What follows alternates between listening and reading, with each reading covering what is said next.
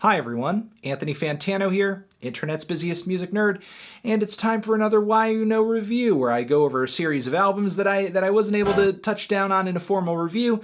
I talk about them gauntlet style in a video like this, and you know what it is at this point because we've done it many times. So let's get into it. Ba-bam!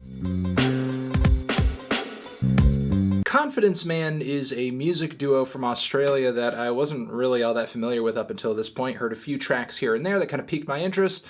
Overall, the album is a little one-dimensional and maybe not as great at doing what it's trying to do as it might think it is, but if you're into alternative indie-flavored dance music with a lot of synths, a lot of strong drums and grooves, and kind of a tongue-in-cheek, silly sense of humor and some quirky song topics and concepts, then give this thing a try. Just don't be surprised if sometimes the humor doesn't really land, or maybe comes off a bit corny, or that the duo's musical skills are a bit limited and don't lead to very dynamic tracks.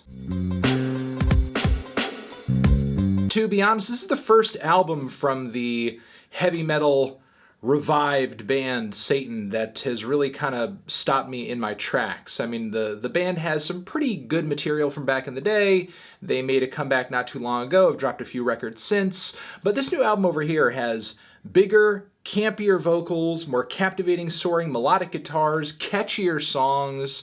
The one huge glaring flaw about this record is that the drum production absolutely sucks. Like, there's a bunch of ambient noise around it, it doesn't sound that good, the percussion just pops out of the mix in a really janky, awkward way. Like, it doesn't really blend with the vocals and the guitars all that well, to the point where it really ruins the atmosphere of these tracks that really should feel huge and creepy and ghoulish, but unfortunately they don't, and the sound of the drums really does ruin things. Maybe I'm a little overly picky, maybe it doesn't bother you all that much, but if you're a huge heavy metal head, but you're not a production snob or anything, give this thing a shot, because it's actually pretty well written. The new Chief Keef project is easily one of the dude's most insane outings, period. Like, the production that he finds himself on, there's some legit, like, house songs on here, like EDM style beats that he's trying to do his thing over. And of course, like, that's not the case for every track here. There's a beautiful ballad on here as well titled Chirac that I actually think is one of his better songs in a long time. It's all over the place. Like, this is so insane, and obviously not in the best way, because it is a very long project. There are a lot of tracks on here. They don't last very long though, but a lot of tracks on here, all over the place stylistically. Not a lot of rhyme or reason for some of the worst tracks on this thing. It's ultra inconsistent, but if you like hearing weird records that go in every direction in terms of style and also quality, then I guess give it a shot. The new THRICE album over here, I've never been a THRICE guy, and I feel like this album just kind of continues to add to the reasons why. I mean, this record, I will give it to THRICE, is not as overblown and as annoying as some of the band's more classic and slightly more progressive records. But even though they've toned things down a little bit on this new album over here, I feel like what they provide here isn't really of any interest to me too. I mean, this just kind of sounds like if the Foo Fighters were a post-hardcore band. You know, you kind of have some of the interesting percussion and angular guitars, but at the end of the day, it just sounds like a bunch of alternative rock songs written underneath that are pretty bland and run-of-the-mill. So yeah, post-hardcore Foo Fighters is pretty much how I'm feeling about this record.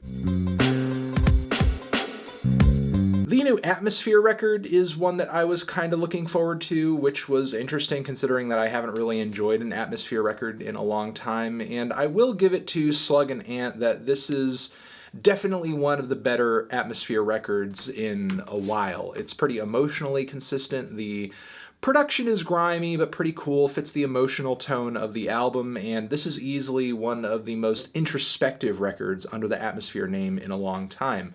But as much as I like some of the lyrics on this thing, the rapping, the delivery, it comes off really bitter and indignant and not really in a compelling way, sort of in a grating way, which after a long span of time across the album just makes it really a trudge to listen through, even if I do like some songs here and there. But collectively as an album, it is a very arduous listen, unfortunately, despite the fact that there are some cool qualities to this record. I could see hardcore fans being much more into it than I am, though.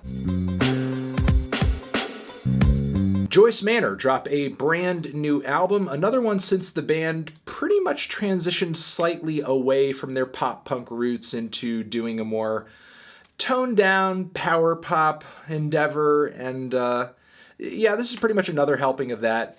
It's okay. The tunes are a bit more well written and fleshed out than they were on the band's last record, but it's still a pretty bland, predictable sound, and the tunes, while decent, there's not really that much to the delivery of the performances of these songs, which I feel like if they had been a bit better or more energized, could really kind of light these tunes up, because I think some of the lyrics are cool.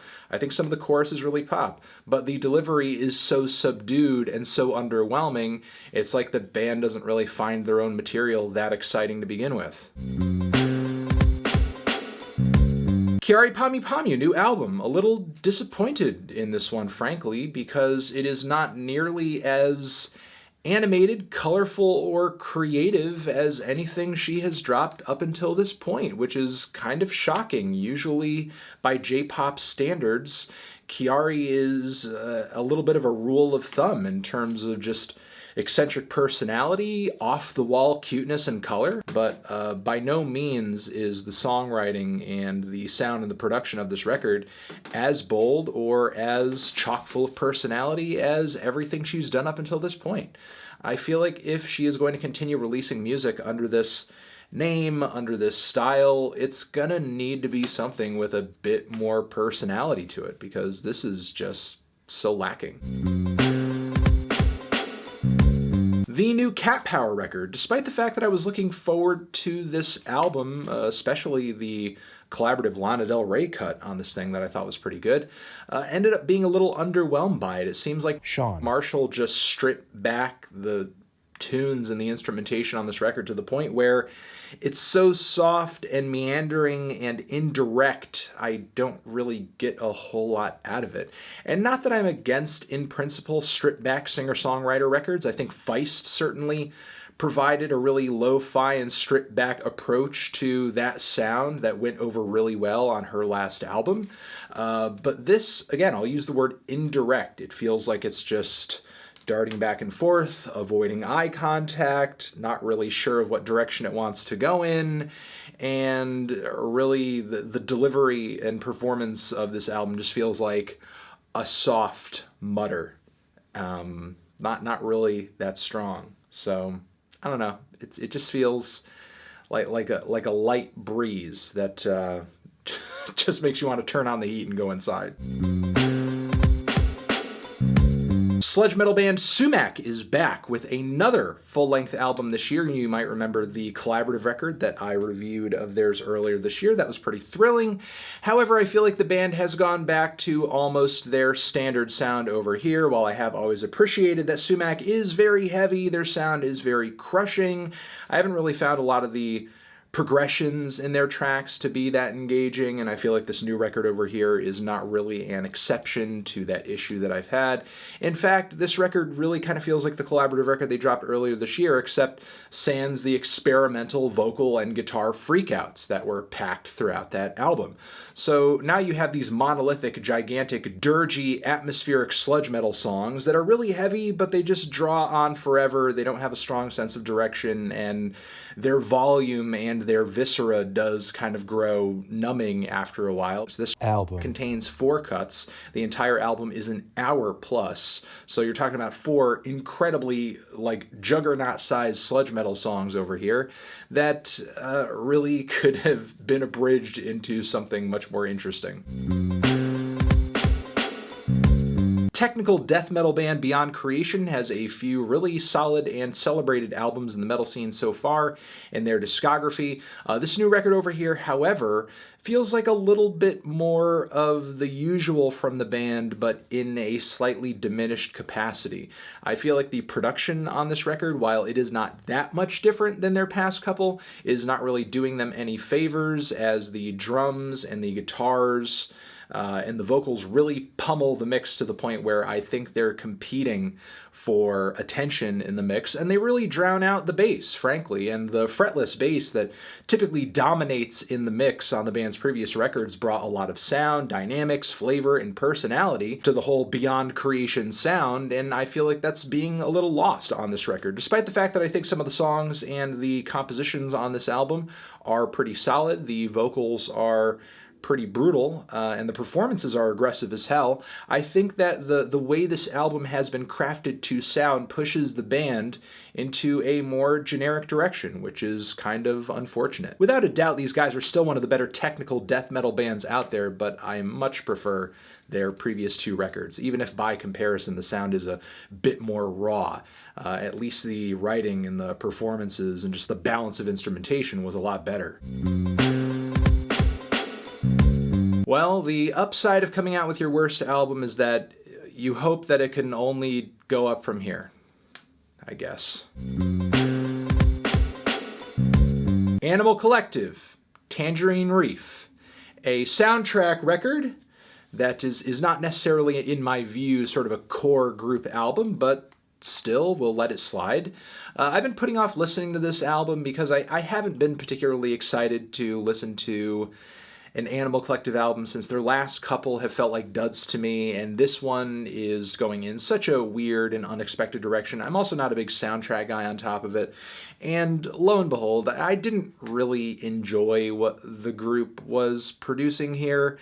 It just feels like a series of very abstract ambient pieces whose prime sounds are really shrill and very tense. This is not an ambient record that really kind of makes me relax or puts me in a daze or a haze or a hypnosis or anything. It just really puts me on edge in a very obnoxious way. And not that I'm against drone or abstract or experimental music that kind of takes that tone, but the abrasive and kind of experimental tendencies of this record, I don't even feel to be cathartic in any way, shape, or form. This record, a lot of the cuts to me just feel vaguely annoying, and the addition of vocals every once in a while on this record doesn't really add to the appeal of it either. It just feels like total slop. Maybe along with the intended visuals of this album, it goes over so much better, but that is part of the reason I don't dive too deeply into soundtracks a lot of the time anyway, so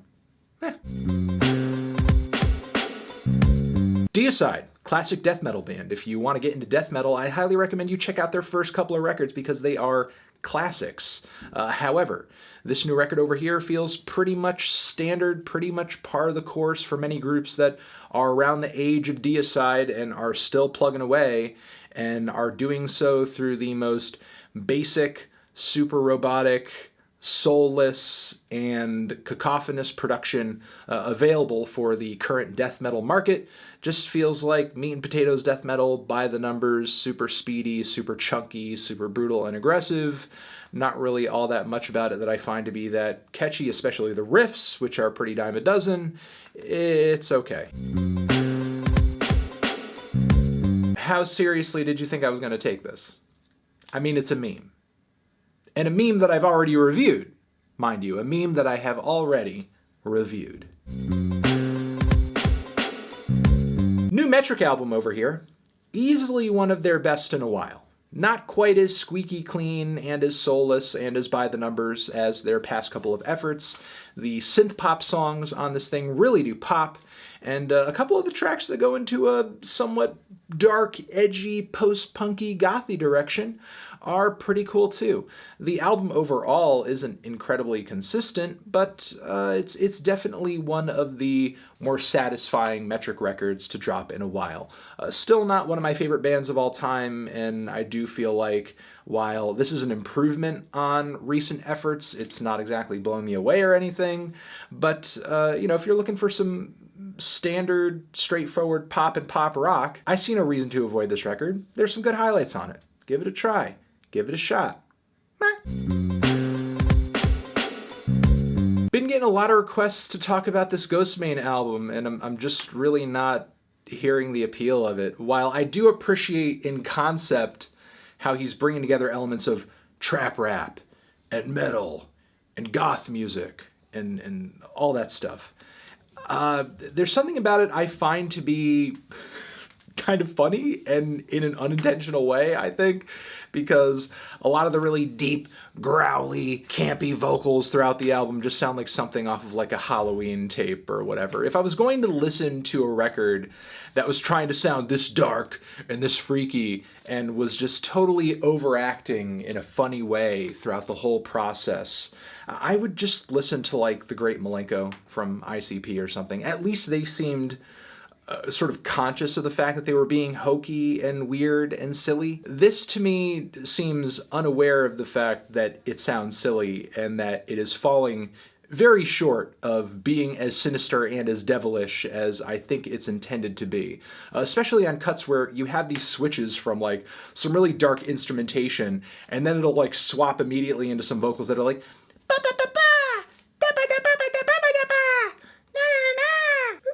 just rapping with these little boy vocals with the triplet flows. It just sounds funny. I can't not giggle at it. I just couldn't take it as seriously as I think some people who are huge fans of it are, which is why I didn't end up covering it formally, because I just don't feel like pissing on anybody's parade today.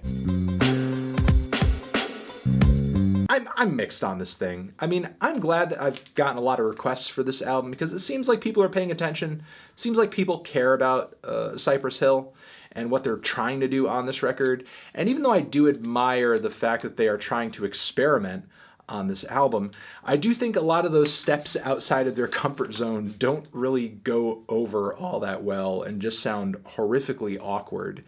And yeah, I guess that's just how I feel about the album. It just feels really awkwardly produced, awkwardly performed and rapped. It doesn't feel very tight. It just comes off really disheveled. This new YBN tape, total flop.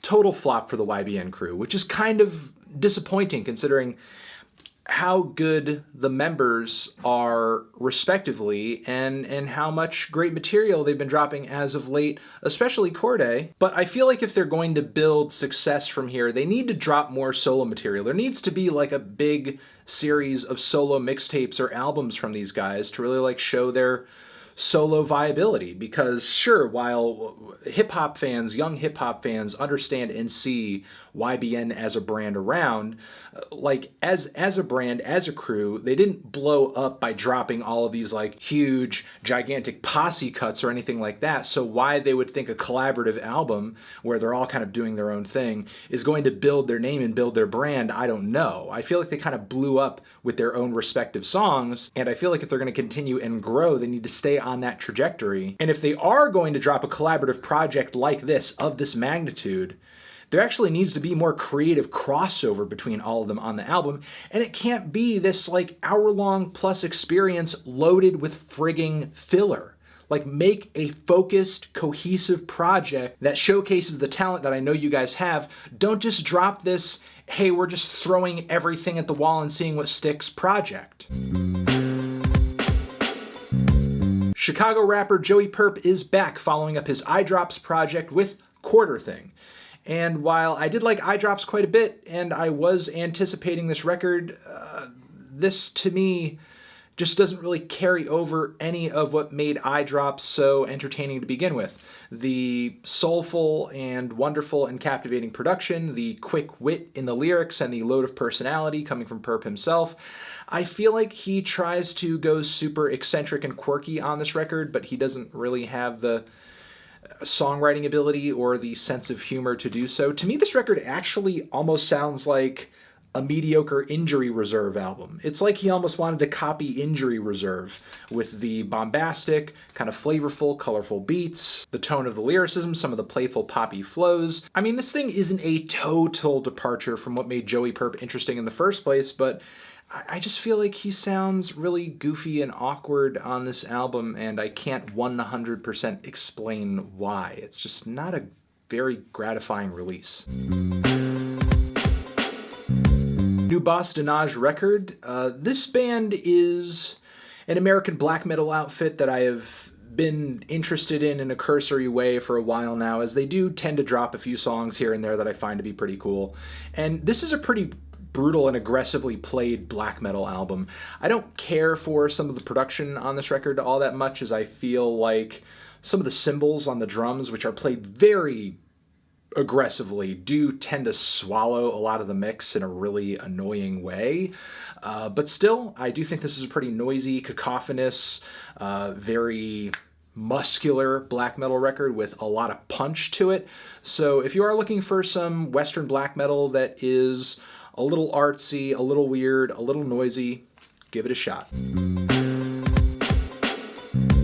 The new massive fucked up record over here is an hour and 20 minutes long. And as much as I did enjoy some of the singles leading up into this album, this record is just far too massive and inconsistent for me to freak out about it. I mean, it has its highlights, and this is easily Fucked Up's most adventurous album yet in terms of sound, style, musical composition, because some of these tracks here play into a lot of genres that the band doesn't usually dabble in. A lot of the tracks on this thing are multi-phased and bring a lot of different guitar tones and vocals into the mix. Like, it's a pretty versatile album, but does every track on this thing play out?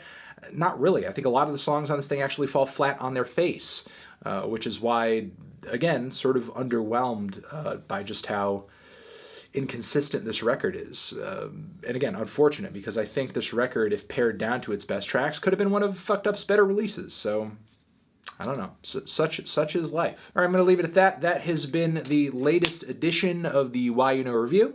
Thank you for watching. Over here next to my head is another video in the series that you could check out. Hit that up or the link to subscribe to the channel. Anthony Fantano, YUNOREVIEW, forever.